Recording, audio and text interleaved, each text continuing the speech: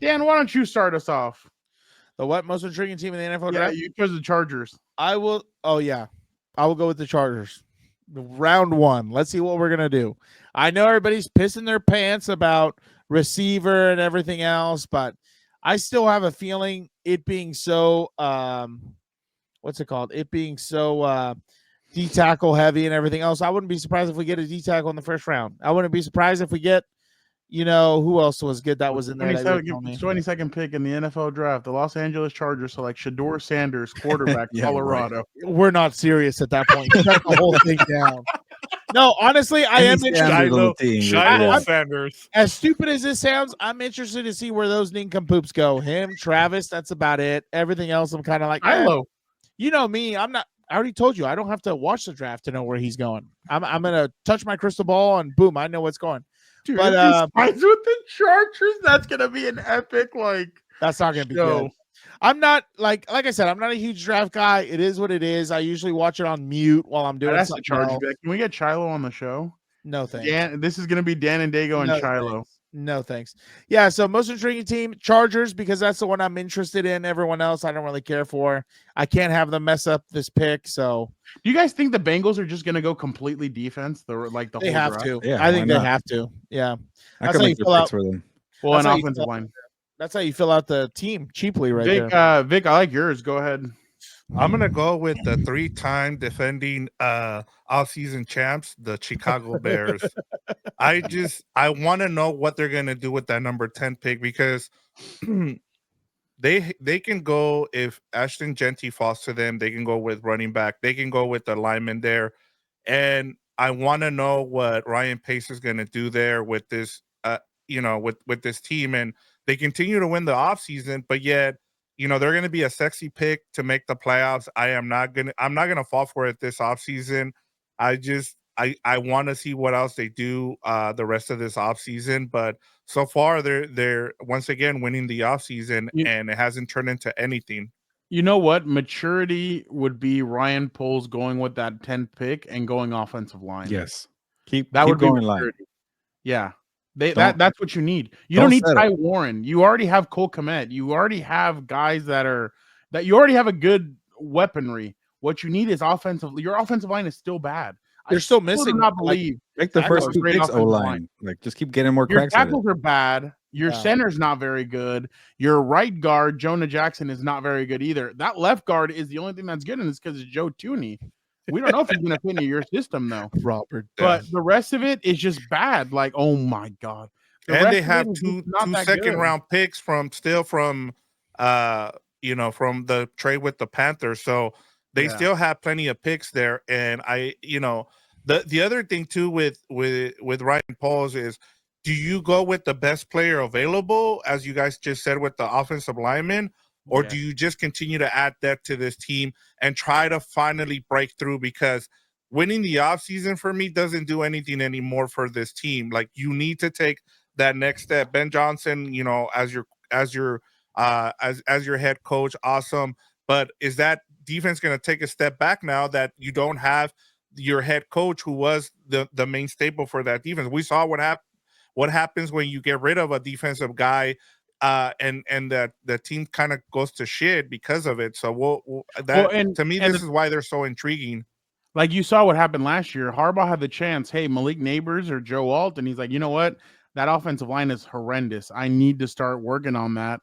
And that's what Chicago needs to do. They need to work on that offensive line to get it. Because I still believe that Caleb will get manhandled next year. If the offensive line that right now is their offensive line, they're gonna trot it out there week 1. They're gonna any good defensive line is just gonna demolish it. Especially the problem is he wants to hold on to the ball too long. He's thinking he's playing Appalachia State and middle of nowhere university and all this other stuff. Mr. Hood of the Trampoline Pants University. Yeah, exactly. Wiener Schnitzel. Gilbert. Who do you have?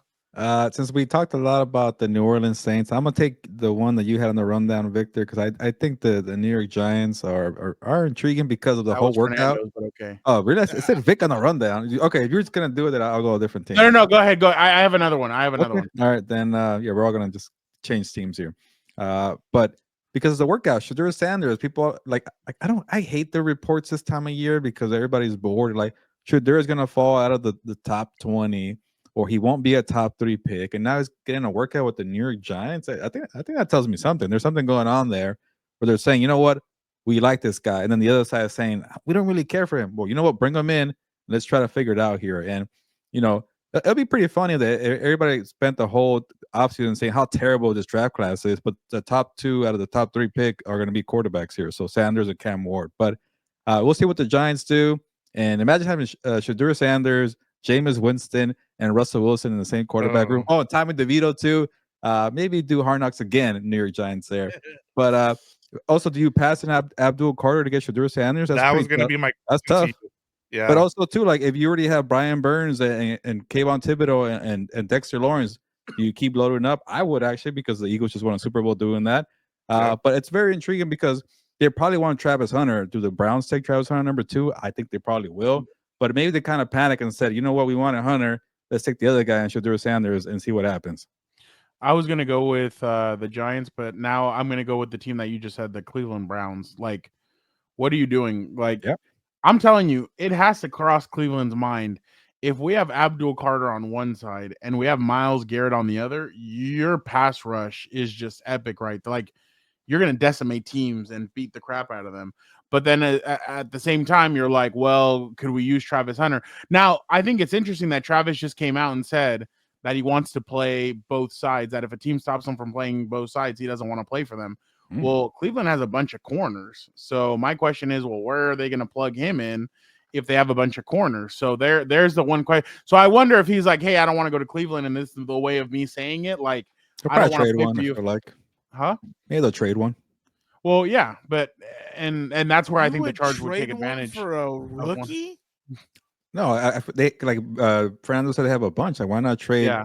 They have Greg Newsome. They're they have number 3 guy. Denzel Ward. Newsome hasn't done anything. Like, I think get him out of here. Newsome got a lot of money too. This is the thing I hate about the draft, though. Like, I'm supposed to change my whole defense personnel because a rookie wants to play both sides. I don't think he's going to be able to last doing that. I think it's going to be. I think he's going to play one side, and then in packages he's going to play the other side. A rookie, you have no idea what he's capable of. Like I don't know. Let's be honest. Old fashioned. We just saw right now he played 8 ranked opponents, and they were all pretty low ranking opponents. Like they were the 25th team, 17, stuff like that. You didn't play in Alabama and go both sides. Could you have? Or well, Alabama's not what it used to be, but like you didn't play like one of those tough teams like a Michigan or one of these other teams and go both ways. And tell me if you can play both ways against them. Like. Here, like, what if you have to play the Eagles both ways, and then the next week you have to play the Chiefs both ways? Like, that's going to be tough. That's going to be rough on your body, and that's how you get hurt. Yeah, that's how you get 17 hurt. 17 games too. It's not whatever 13. Yeah. So it's going to be rough on the body to do it. And then he missed 2 games this year because of the or was that last year? The Stanford. When it was a year before. That was a year ago. That was a year ago. Okay, so but the weird thing too, Fernando, people, I feel like it's so split. Nobody can decide what's he better at, cornerback or wide receiver, and that to me is a little bit of a red flag. Like you can't decide which one you're better at. Corner. Like I remember when I asked Eric, and he said, like you can. There's a reason why they're putting him as a corner because they want to make sure that he gets paid less when he does his contract. And the other thing I was going to point out too, player. Yeah. So if I'm his agent, I make sure that he says that he's a receiver. But the other thing too that I kind of like if it is the Browns is you then playing Sunday to Thursday. Yep, and that's also a good point by Alex there too. Alex, right? Yeah. The other thing I was going to point out is them having more corners makes it easier for him to play both ways because you don't have to play him full time at corner. You can give him some plays and play him full time as a receiver, rather than if you don't have good receivers and you don't have good corners, then you have to play him full time. Well, that's why the dream scenario for him right now, if I was him, would be the Patriots.